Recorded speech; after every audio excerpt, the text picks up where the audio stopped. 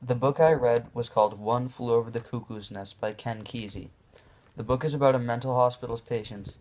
It starts off when the main character, Randall McMurphy, arrives at the hospital from a work farm to be examined.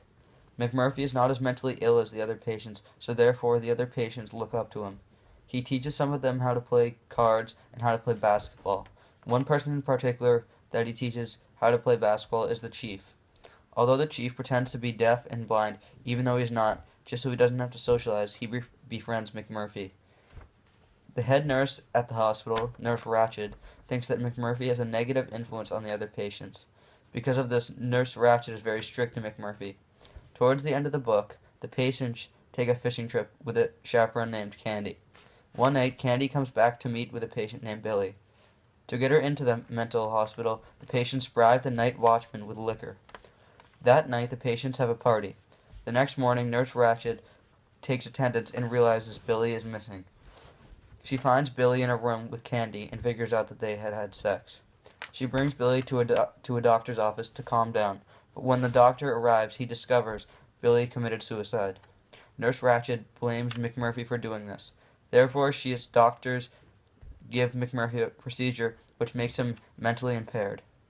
The chief smothers McMurphy with his pillow and kills him, putting him out of his misery. The chief then escapes the hospital. McMurphy was liked by most of the patients.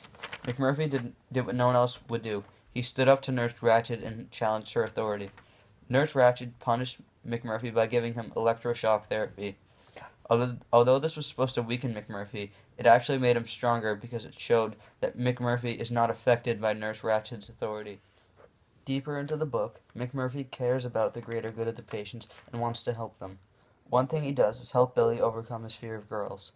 Another thing he does is try and teach the chief how to play basketball, which he successfully does. Once he helps Billy overcome his fear of women, Nurse Ratched is very angry with him, so McMurphy tries to strangle her. McMurphy is therefore sent to another hospital where doctors make him mentally ill. He is soon taken out of his misery by the chief.